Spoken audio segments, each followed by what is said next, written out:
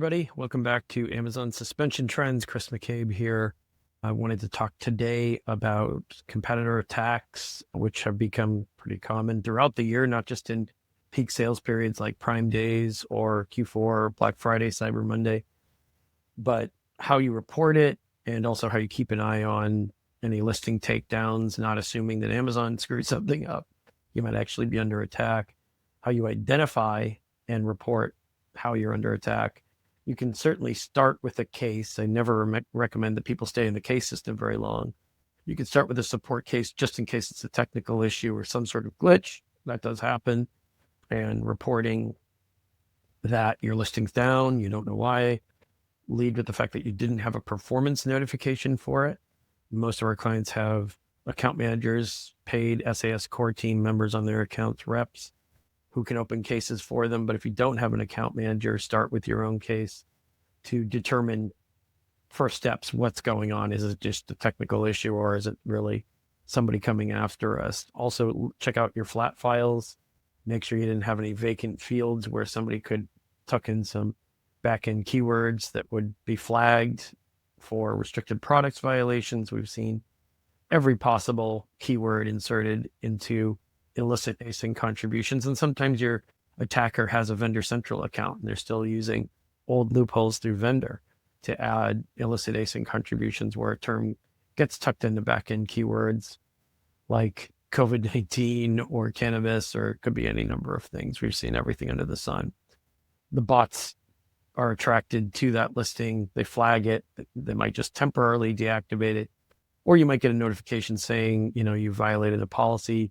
But instead of staying in this flustered state of confusion, you want to get the answers as quickly as possible, because obviously you have to appeal as quickly as possible, especially if the listing has already been removed.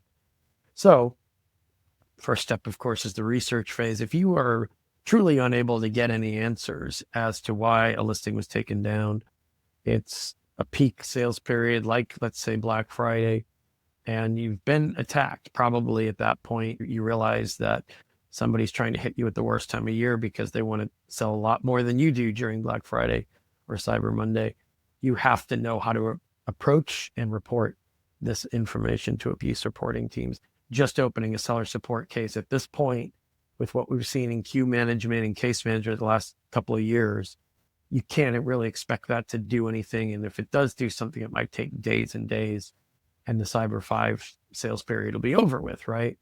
So you have to have emails ready to go from the primary email on your account, ready to send out to whether they're executive level or, senior management at Amazon, but you have to have a roster of people you can contact.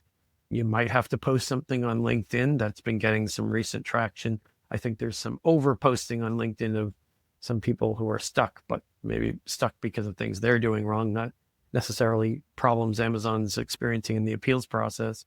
But for everyone else, anyone who's got something that time sensitive, who's getting attacked, their listing's down, there's no performance notification in account health in a lot of instances, well, that's pretty important, right? You have to, first of all, point out that there's no notification.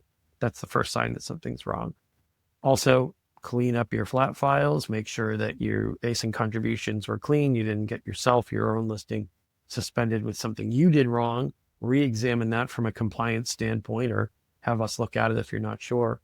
And if neither of those yield any valuable information, and let's say you don't have an SAS core rep who can do some digging for you, you have to immediately hop to the next steps, which would be escalation emails, just to find out what the nature of the problem is, just to find out what's going on, to at least get another iron in the fire and see if some, mid-level managers or above that report to some of those executives can do some running around on your behalf and figure out why that listing is down. And you might not have perfect examples or documentation as to who's attacking you or what exactly they did. We've worked on abuse reporting cases all over the map. Some of them have great evidence, some of them have not that much evidence.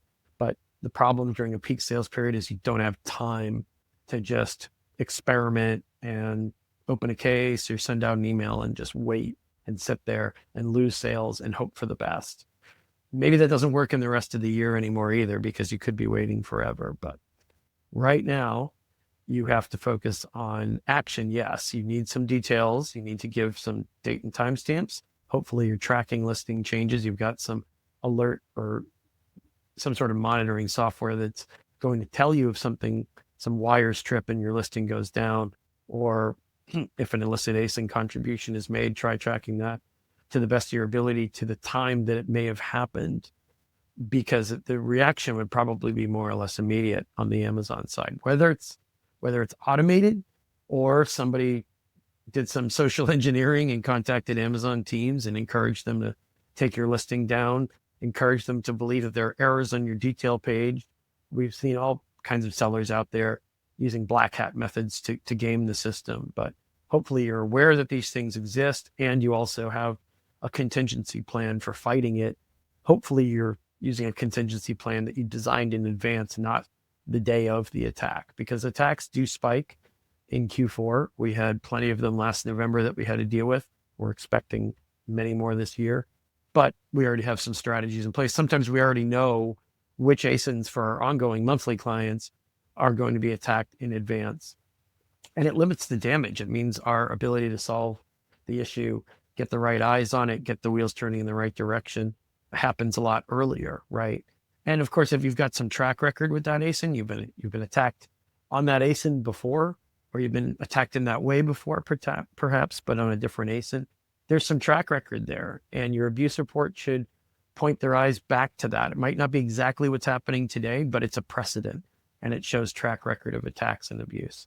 I think you should take advantage of that, especially since you probably had successful resolution. Maybe you escalated it properly. Maybe you did open a case in the past and it was so obvious and clear that they just took action based on a support case. It's just, that's not something you can count on. That's not what we tell people to expect, that opening a case and waiting is going to be, the answer. On the flip side of that coin, start writing emails to Jeff. Going to executive seller relations isn't quite what it used to be. That's what the Jeff email gets you to. Not waiting for your SAS core rep to come through with all the results. You might have to push things along after they open a case. Maybe don't count on their case to fix it for you, or to at least identify the nature of the problem. Consider that one of many things that you have to do. We had a case a couple of weeks ago where a listing was improperly flagged and the SAS core rep opened a ticket, and it did get reviewed in a relatively fast time frame, but it did not get the listing back up quickly. We still had to rely on some external escalations. We definitely referenced the SAS core rep's ticket. We referenced the initial case. There's nothing wrong with opening it or having it as a reference point. Counting on it is not what we would recommend. I can't tell you how many brands lose significant revenue either trying something that they just hope will work, but it might be a low-level solution, and just sitting there and waiting, or just believing what they're told. They call account health reps. Account health reps say, yeah, this will probably be fixed in 24 to 48 hours, but they were just saying it, right? It wasn't substantiated by any action or any updated annotations on a ticket or any other developments that they saw that they were citing. If they are citing things like that, when you're talking to them, please get as many specifics as possible and get their name as well, because you're going to have to refer to that. If they don't come through with what they promised, which does happen, you're going to have to cite that in future escalations, future contacts elsewhere within the company. And whether you're going to things like Amazon Accelerate or other events where Amazonians are there, build your roster of allies on different teams, even if they don't work on a specific topic, because you need for that issue that day for that ASIN, because they might just surface it another way by contacting that team or contacting somebody they know on that team, right? It's not just about, oh, well, they don't work on that. This is somebody in AWS or this is somebody in ads. You never know who knows who. You never know who can reach out on your behalf. If you tell them how many hours or days you've been down and how much revenue you've lost, I expect them to take an interest in that. So we can talk more throughout Q4 and into next year about escalations of competitor attacks and abuse reporting. Just wanted to post this one today to get you started. Questions on it, definitely let me know. We're 7 days a week during Q4, especially at e-commerce, Chris, so we're happy to help.